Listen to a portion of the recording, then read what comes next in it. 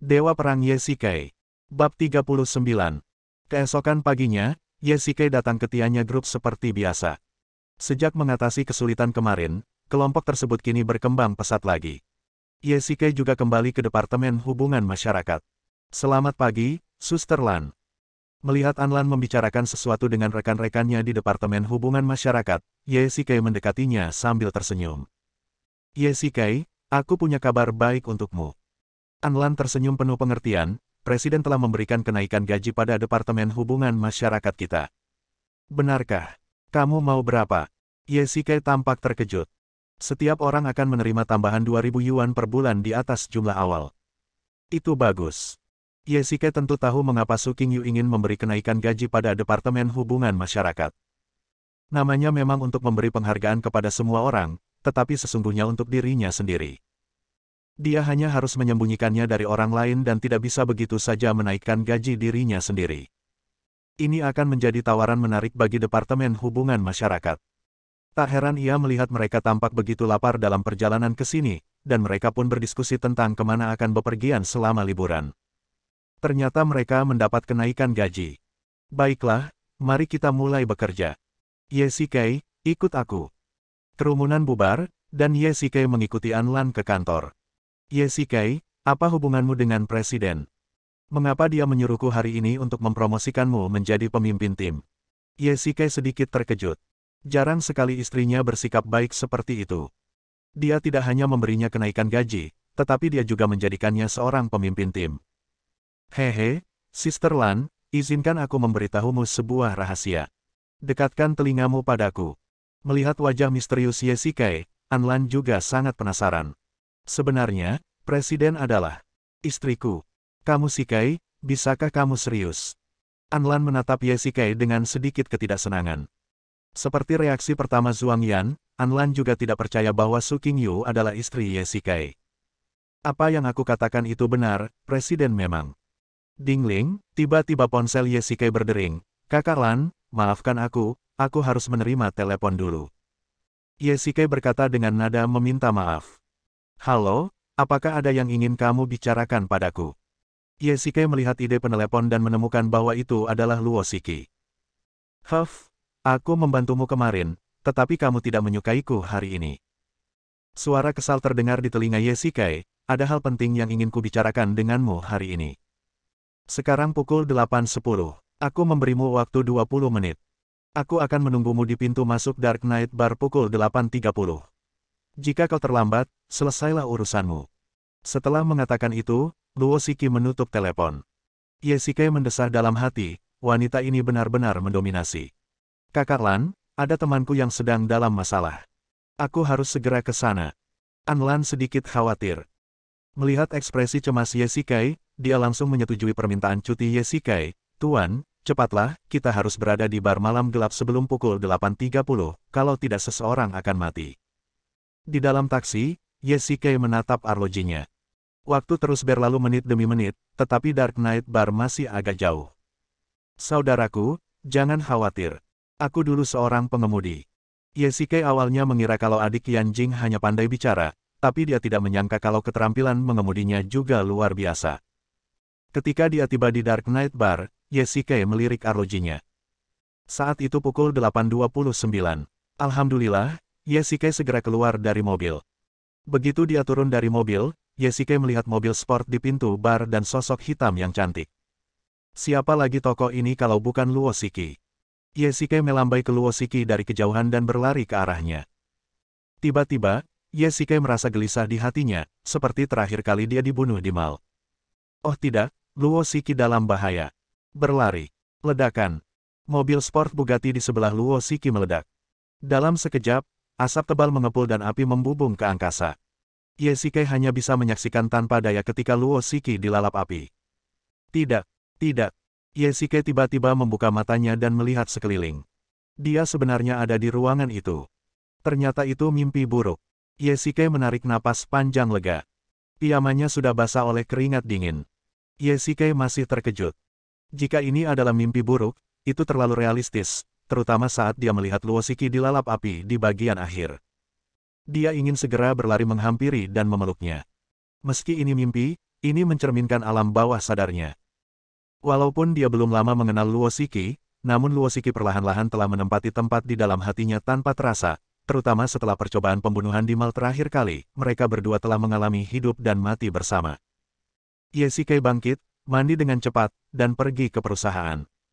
Begitu dia memasuki perusahaan, Ye Shikai tercengang. Anlan sedang mengobrol dengan rekan-rekannya. Segalanya persis seperti dalam mimpinya. Ye Shikai, kamu datang di waktu yang tepat. Aku punya kabar baik untuk kamu sampaikan. Anlan berkata sambil tersenyum di wajahnya. Apakah Presiden memberi kita kenaikan gaji? Berbeda dengan saat mendengar berita itu dalam mimpinya, Ye Shikai kini tidak lagi tampak gembira, malah terlihat cemas. Hei, bagaimana kamu tahu itu? Apakah 2.000 yuan per orang, dan saya dipromosikan menjadi ketua tim oleh Presiden? Ye Shikai menjadi semakin bersemangat, dan langsung meraih lengan Anlan di depan semua orang. Anlan juga bingung dengan penampilan Ye Shikai. Ya, bagaimana kamu tahu? Apakah Presiden memberitahumu secara langsung? Sudah berakhir. Ye Shikai merosot di kursinya. Anlan bingung. Bukankah seharusnya dia bersemangat? Kenapa dia kedengaran seperti mendengar kiamat? Orang-orang di Departemen Humas juga terdiam, semua menatap Ye Shikai yang sedang duduk di kursi, berduka seakan-akan orang yang mereka cintai telah meninggal dunia. Dingling, tiba-tiba dering telepon seluler memecah kesunyian. Itu telepon Ye Shikai. Ye Shikai perlahan mengeluarkan ponselnya dari sakunya. Dia tidak berani memeriksa ide penelepon. Bagaimana jika itu adalah panggilan Luo Shiki? Mengapa kamu tidak menjawabnya? Meskipun Anlan tidak tahu apa yang terjadi pada Ye Shikai, dia juga mulai merasa gelisah. Dia melirik ponsel Ye Shikai dan berkata, Ye Shikai, mengapa ini panggilan dari Luo Shiki?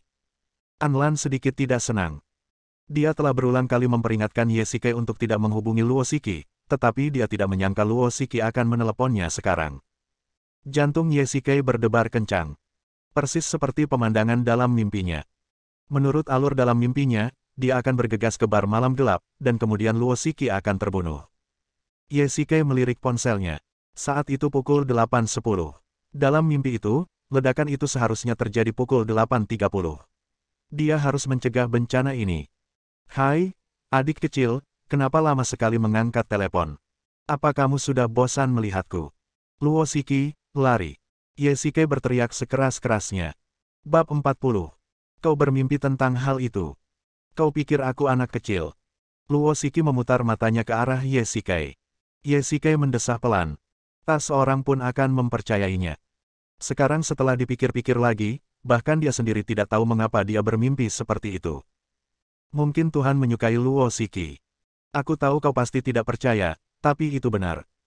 Dalam mimpi itu, kau memintaku untuk tiba di Dark Knight Bar sebelum pukul 8.30, dan kau menungguku di tempat parkir di pintu, lalu mobilmu meledak. Wajah Luo Shiki menjadi sedikit serius setelah mendengar ini. Memang, dia awalnya berencana untuk menunggu Ye Shikai di mobil hari ini, dan bahkan beberapa detailnya persis sama dengan yang dijelaskan Ye Shikai. Meskipun dia tidak begitu percaya kalau orang bisa meramal apa yang akan terjadi di masa depan lewat mimpi, saat melihat ekspresi tekad Ye Shikai, dia pun mempercayainya sepenuh hati. Pada saat yang sama, dia juga merasa bahwa pria di depannya bahkan lebih luar biasa. Baiklah, aku percaya padamu. Luo Shiki memeluk lengan Ye Shikai dengan penuh kasih sayang, bagaikan seorang wanita kecil yang bersikap genit kepada kekasihnya.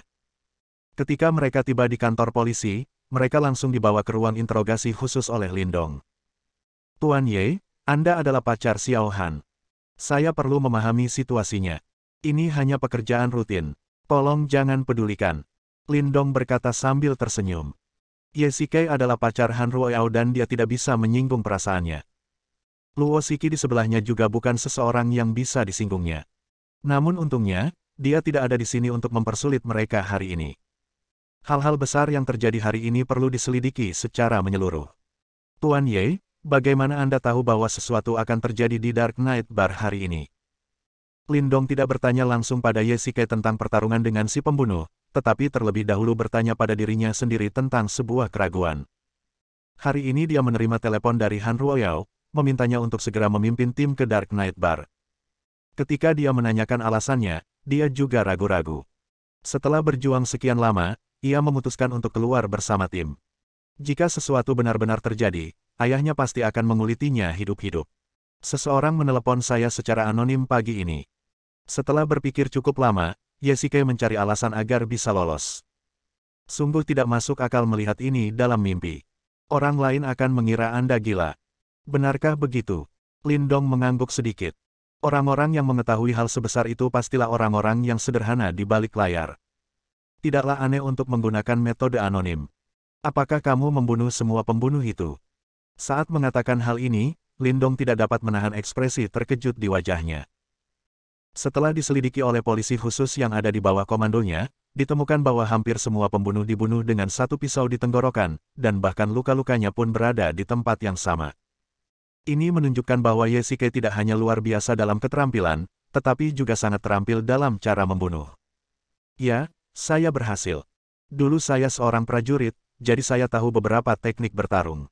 Lindong sedikit tidak berdaya. Saudaraku, kau sebut ini perkelahian. Itu hanyalah pembantaian. Satu orang membunuh lebih dari 20 orang dengan tangan kosong. Lindong samar-samar merasa bahwa Yesike jauh lebih menakutkan daripada para pembunuh ini. Kadang-kadang, dia bahkan bisa merasakan aura pembunuh dari Yesike. Baiklah, Nona Luo, saya benar-benar minta maaf karena membuat Anda takut lagi hari ini. Polisi kami akan berusaha sebaik mungkin untuk menyelidiki pembunuh di balik layar. Saya juga berharap Nona Luo tidak akan mempublikasikan masalah ini. Saya mengerti, dan saya harap Kapten Lin dapat menyelidikinya dengan cepat. Jika tidak, jika hal itu terjadi lagi, saya khawatir posisi Kapten Lin akan tidak stabil. Luo Shiki berkata dengan nada menghina, terutama kalimat terakhirnya, yang jelas-jelas merupakan ancaman langsung dari Lindong. Kapten Lin, kalau tidak ada yang perlu dibicarakan lagi, kami akan pergi dulu. Saya harap Anda akan memberitahu kami segera setelah ada kemajuan. Melihat ada sesuatu yang salah, Yesike segera meraih tangan Luo Shiki dan berjalan keluar.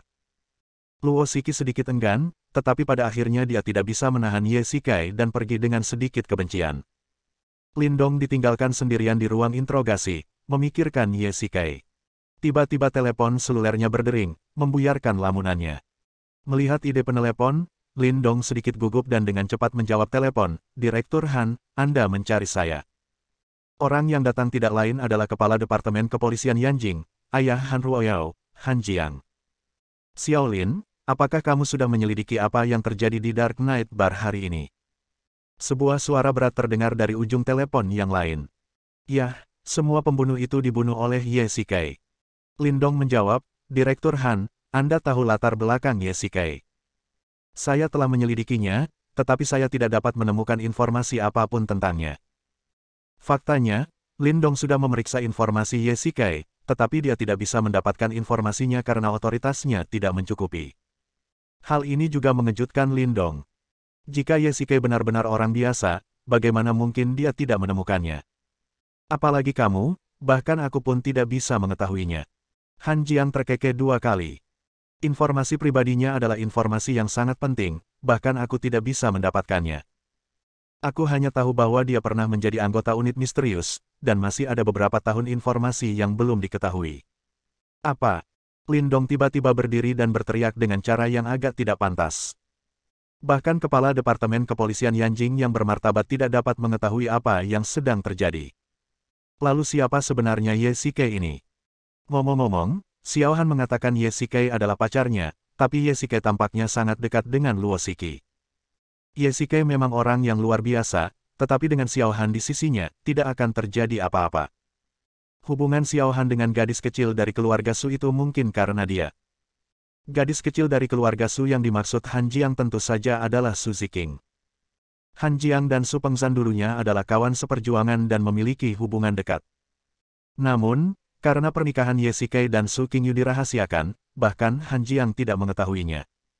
"Baiklah, aku akan mengirim seseorang untuk melindungi Xiao Han secara diam-diam. Dan Luo Shiki, jangan ganggu dia. Karena dia bisa menjadi ratu dunia bawah tanah di Yanjing, dia pasti bukan orang baik." "Saya mengerti," kata Lindong. Setelah Han Jiang menutup telepon, Lindong perlahan duduk kembali. Memikirkan kedua pembunuhan itu dan hubungan antara Yesike dan Luo Shiki, Lindong merasa semakin misterius tentang Yesike. Setelah meninggalkan kantor polisi, Yesike buru-buru mengucapkan selamat tinggal kepada Luo Shiki, menemukan kamar mandi di bar, mengganti pakaiannya yang berlumuran darah, dan kemudian mengendarai BMW Anlan kembali ke perusahaan. Saudari Lan, saya kembali. Setelah kembali ke Departemen Hubungan Masyarakat, Yesike langsung pergi ke kantor Anlan. Apa yang terjadi pagi ini terlalu mendadak dan dia tidak punya waktu untuk menjelaskannya. Bagaimana? Kamu baik-baik saja? Anlan melihat keluar jendela dengan cemas, mengkhawatirkan keselamatan Yesike. Saat dia melihat Yesike kembali dengan selamat, batu berat di hatinya pun runtuh. Tidak apa-apa. Yesike berkata sambil menyerahkan kunci mobil kepada Anlan. Tanpa diduga, Anlan tiba-tiba memeluknya dan mulai menangis di pelukannya. Suara isak tangisnya membuat hatinya sakit. Bersambung.